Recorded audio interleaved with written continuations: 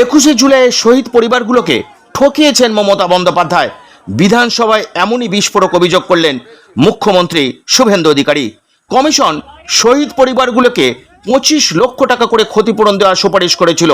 মমতা বন্দ্যোপাধ্যায় তা দেননি, দিয়েছেন 2 লক্ষ টাকা করে। মুখ্যমন্ত্রী শুভেন্দু অধিকারী আবেদন করেছেন, নতুন করে তদন্ত চাইলে এফআইআর করুন, সরকার আপনাদের পাশে আছে। যে শহীদ পরিবারের প্রতি তার উদাসীনতা, উন্নাসিকতা, নইলে কেউ এরকম অপরাধ করে 25 লক্ষ টাকা কমিশন দেওয়ার পরে তাদেরকে 2 লক্ষ টাকা দিয়েছে, 5 লক্ষ টাকা আহতদের দেওয়ার কথা বলেছে, 15,000 টাকা দিয়েছে। আপনি ভাবতে পারেন, যার উপরে দাঁড়িয়ে বাৎসরিক ডিম্বার্দ উৎসবে পরিণত করেছে, সেই যারা আত্মবলিদান দিলেন তাদের প্রতি এই অবিচার, তাও একটা কমিশনের রেকমেন্ডেশন, এটা ছাড়া আপনি কি বলবেন? তো অপরাধ।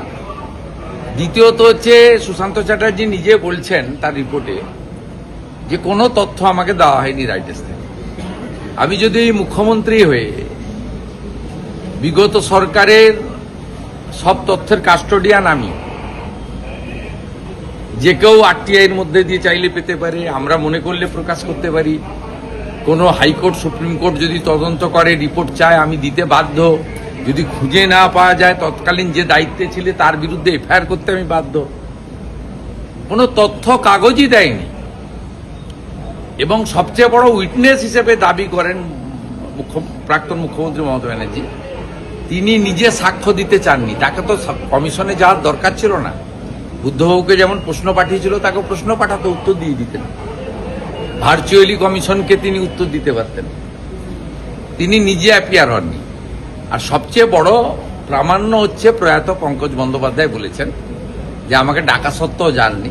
44 জন সাক্ষী গেছেন, একজন সাক্ষী ডিক্লাইন করেছেন যে আমি যাব না, কারণ আমি জানি এই কমিশন তৎকালীন স্বরাষ্ট্র সচিব এবং পুলিশের কিছু আধিকারিককে বাঁচানোর জন্য কাজ করছে। না, জনসমক্ষে তো এইভাবে হয় না। যারা বিধায়করা জানতে চাইবেন তারা করবেন।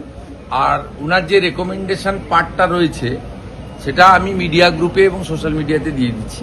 ওনার যে রেকমেন্ডেশন পার্টটা রয়েছে, এত বড় তো আর দেওয়া সম্ভব। আরেকটা গুরুত্বপূর্ণ, আপনি এফআইআর এর কথা বলেছেন, আপনি এফআইআর এর কথা বলেছেন। যারা পীড়িত এবং আহত, তারা যদি কমিশনের সুপারিশ মতো ক্ষতিপূরণও চায় আর নতুন করে এফআইআর করতে চায়, বর্তমান সরকার তাদের ওয়েলকাম করছে।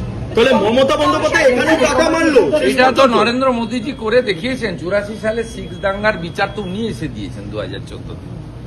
এটা তো নীতিশ কুমারজি করে দেখিয়েছেন। 96 সালে ভাগলপুর দাঙ্গা তো নীতিশ কুমারজি মুখ্যমন্ত্রী হওয়ার পরে দোষীরা সাজা পেয়েছে। তার মানে কি 20-তে 21-এর স্মরণ হলো আজকে? 20 তারিখে 21-এর স্মরণ। এতদিন তো 21 তারিখ মানে স্মরণ নয়, না, মানে তাদের বিচার না, বিচারও নয়, সত্যের উদ্ঘাটন। সত্যের উদ্ঘাটন সবসময় বলে না, সত্য অমর, সত্যের কোনো ক্ষয় নাই, সত্য চিরন্তন। সেই সত্যকে চাপাও দেওয়া যায় না।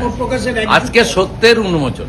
বলছি, তাহলে মমতা বন্দ্যোপাধ্যায় এখান দিয়েও টাকা মারলেন শেষ পর্যন্ত, মানে এটাও বাকি ছিল?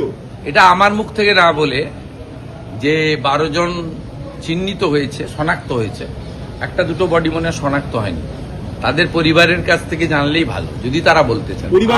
আমি যা বলেছি সুশান্ত চ্যাটার্জির রেকমেন্ডেশন এবং implementation, as a chief minister house চললে বাইরে বলা যায় না, হাউসে বলেছি।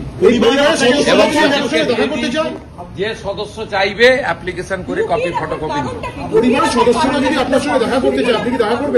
লুকিয়ে রাখার কারণটা কাল ভিক্টোরিয়ার সামনে যিনি আসবেন তাকে জিজ্ঞেস করলেই বলতে পারবেন। আমি